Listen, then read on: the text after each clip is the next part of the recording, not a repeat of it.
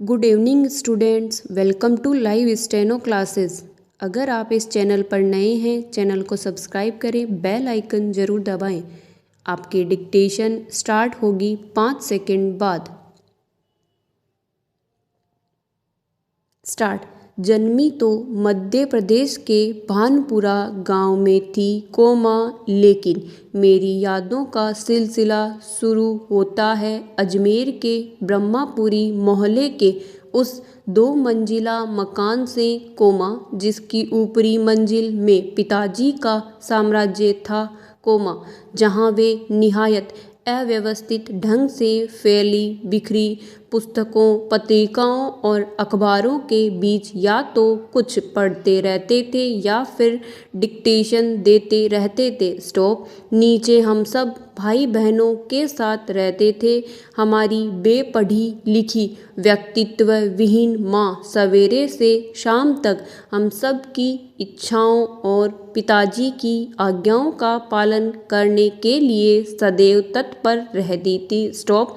अजमेर से पहले पिताजी इंदौर में रहते थे, जहां उनकी बड़ी प्रतिष्ठा थी सम्मान था नाम था। स्टॉप। कांग्रेस के साथ साथ वे समाज सुधारों के कामों से भी जुड़े हुए थे। स्टॉप।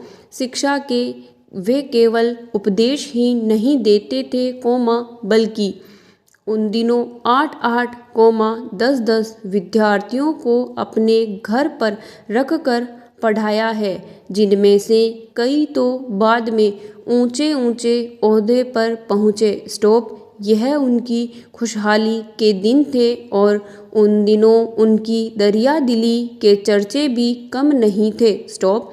एक और वे बेहद कोमल और संवेदनशील व्यक्ति थे, तो दूसरी ओर बेहद क्रोधी और अहंकारवादी। स्टॉप। पैरा।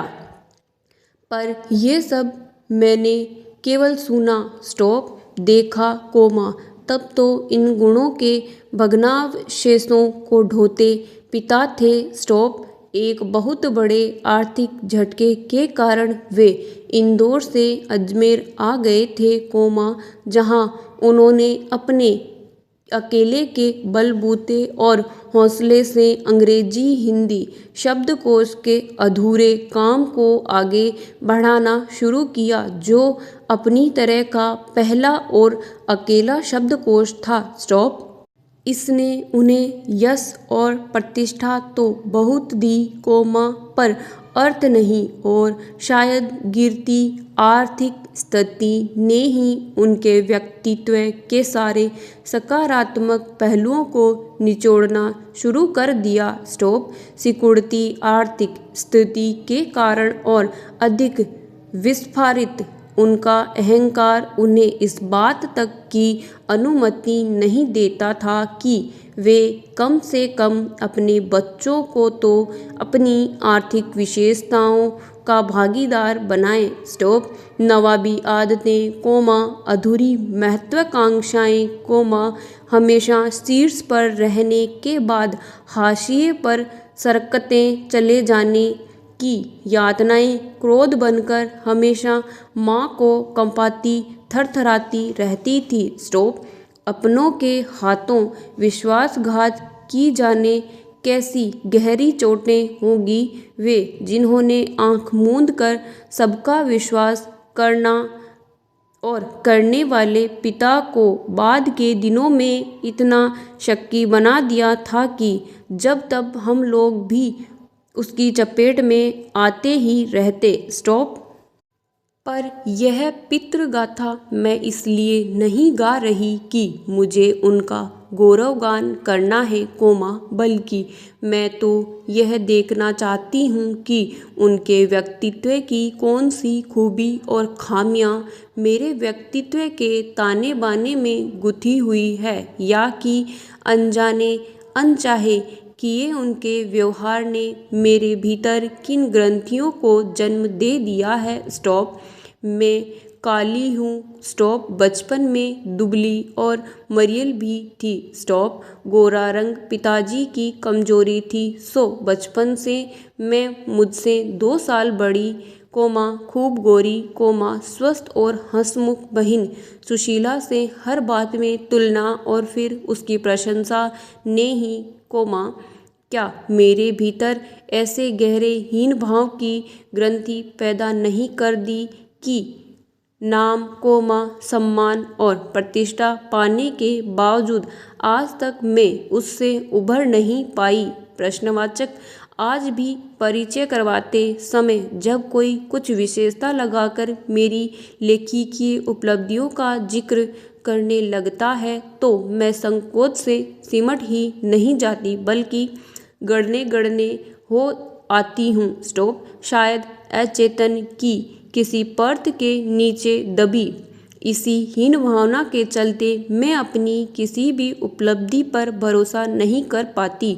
सब कुछ मुझे तुक्का ही लगता है। स्टॉप। पिताजी के जिस शक्की स्वभाव पर मैं कभी भन्ना भन्ना जाती थी कोमा आज एकाएक अपने खंडित विश्वासों की व्यथा के नीचे मुझे उनके शक्की स्वभाव की झलक ही दिखाई देती है।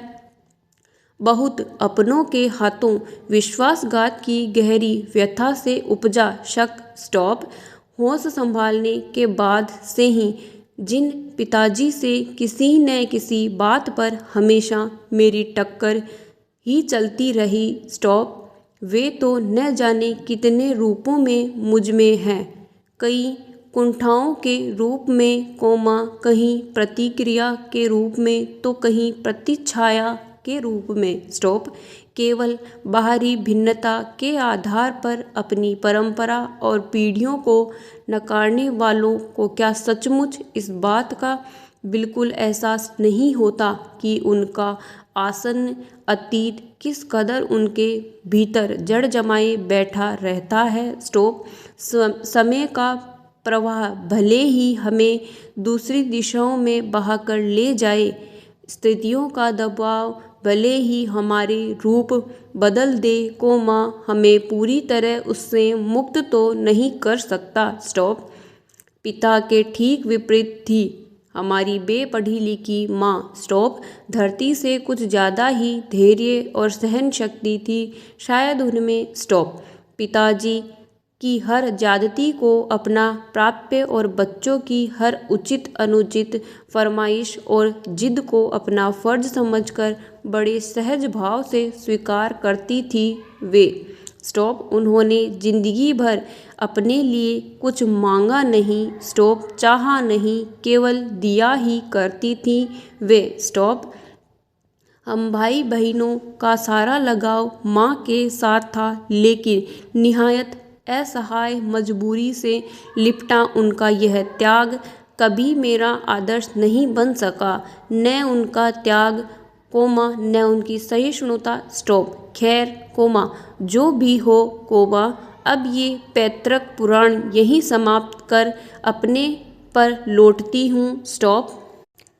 5 भाई बहनों में सबसे छोटी मैं। स्टॉप। सबसे बड़ी बहन की शादी के समय मैं शायद 7 साल की थी और उसकी एक धुंधली सी याद ही मेरे मन में है कोमा लेकिन अपने से 2 साल बड़ी बहन सुशीला और मैंने घर के बड़े से आंगन में बचपन के सारे खेल सतोलिया कोमा, लंगड़ी टांग कोमा, पकड़म पकड़ाई कोमा, काली टीलो तो कमरों में गुड्डे गुड़ियों के ब्याह भी रचाए कोमा, पास पड़ोस की सहेलियों के साथ। स्टॉप। यूँ खेलने को हमने भाइयों के साथ गिल्ली डंडा भी खेला और पतंग उड़ाने कोमा, कांच पीसकर माजा सूतने का काम भी किया कोमा लेकिन उनकी गतिविधियों का दायरा घर के बाहर ही अधिक रहता था और हमारी सीमा थी। स्टॉप। धन्यवाद।